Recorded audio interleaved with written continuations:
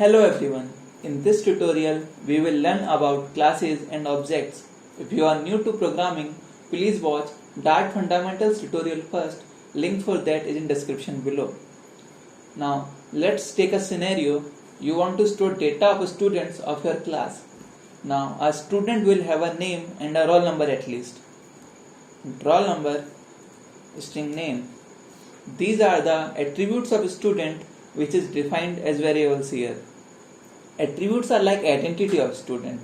Now, a student can study, eat and sleep and do many more work.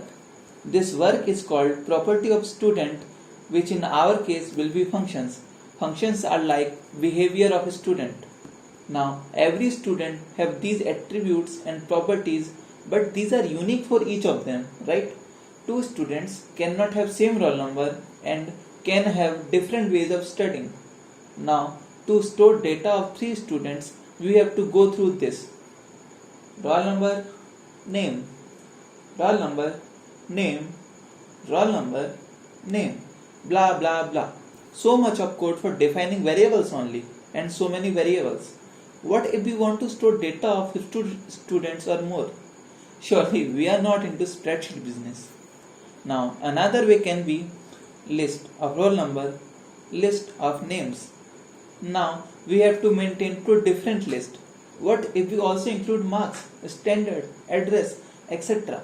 Then more lists. Then what's the solution? To our rescue, there is a concept of classes. Let's define that.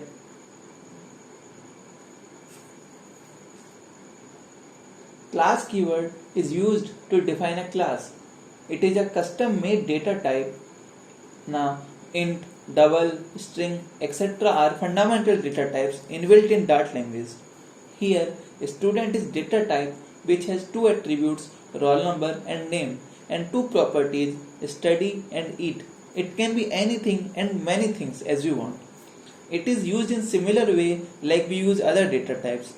Now understand, we have defined a custom made data type exclusively for students. This is how we use it. Student S1, S2. Now let's print them. We have defined two students here, S1 and S2, but they don't represent anything yet. Their values are null. Remember, it is same case as if I have defined them as integers like this. And they are also null, simply because I have not assigned them any value. Now for the assigning part, there is a little difference.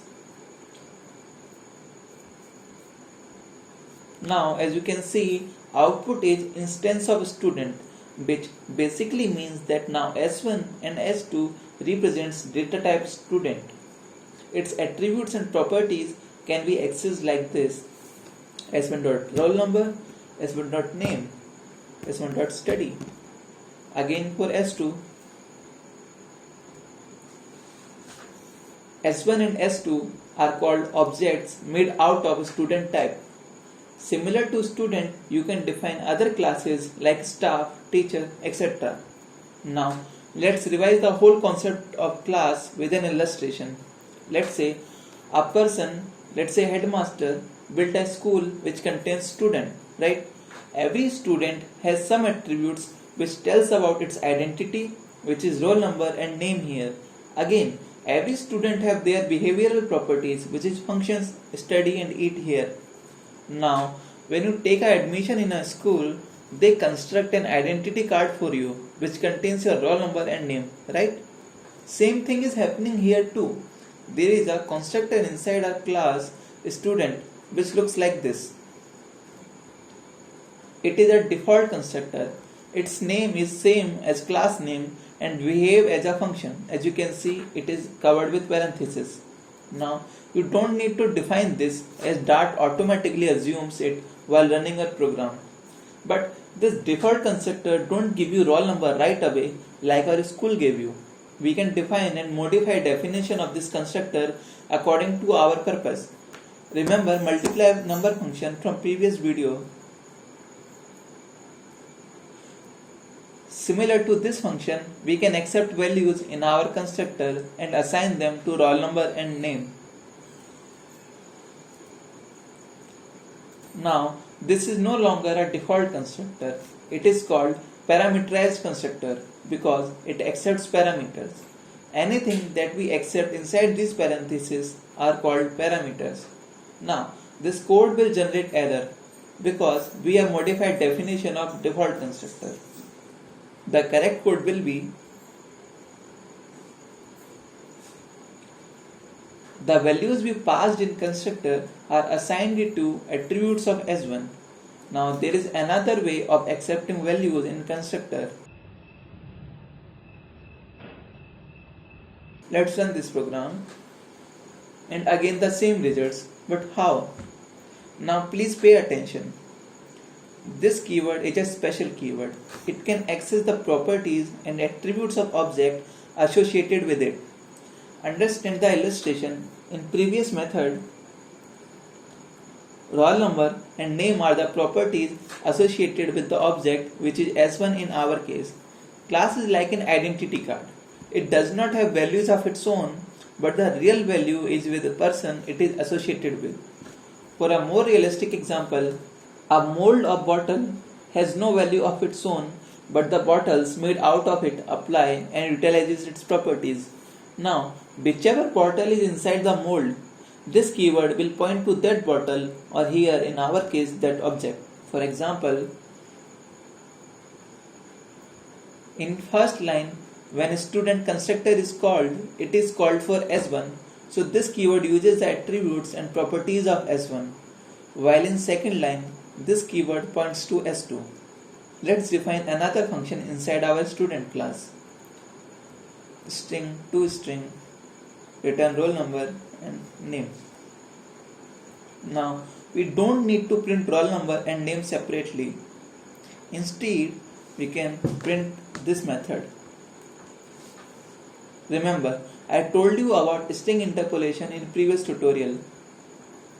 String AB, in number, print, hey, string interpolation is here. We know print function can only have one parameter inside it. So we utilize this way. Remember, everything in Dart is built on top of classes, which means almost everything is a class. Even these fundamental data types, string or int, are also classes, and they all have a method toString like we defined for our student class. Now, whenever I use $sign for string interpolation, Dart calls the toString method on that variable and returns the value given according to the toString method. For example, print student1. Okay, now you can also understand ABC dot for each. Now here for each function was a property of list and map class. So you understand that everything is like class in Dart. Now we know how to use classes for our custom data type solution. It can be used anywhere, and in similar fashion you use fundamental data types. For example, let's define a function.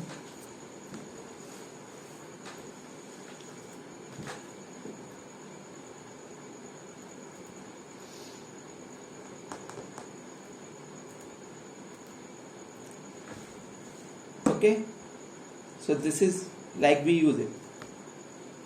Now put attention. Before ending this tutorial, let's go through another very important concept of classes that will be used extensively in our mobile application development using Flutter. We can connect classes in many ways, which is called class inheritance.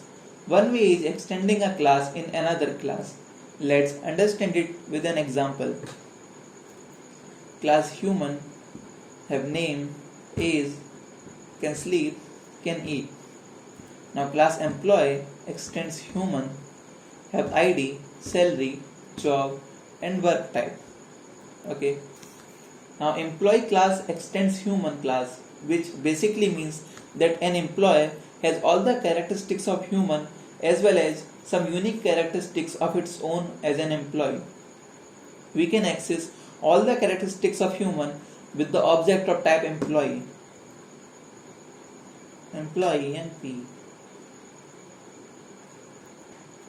Sadly, Severus Snape died at the age of 38. This is called class inheritance and it is used for better categorization. For example, we can make another class named boss or director or celebrity, and these all share common characteristics of human and some unique of them also.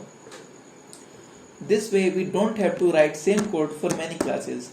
Here, human class is called parent class and employee class is called child class. Now, we will sum up this tutorial.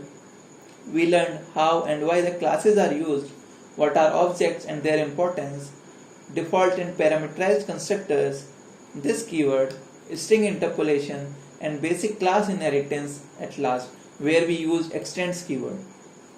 We have gathered basic understanding of Dart language.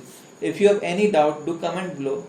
Class is a part of object-oriented programming, or in short, OOPS. If you want a separate and detailed tutorial on OOPS, comment it below. Also, if you need tutorial on any other thing, also comment it below. Let's catch up next time. Namaste. आपका दिन शुभ हो.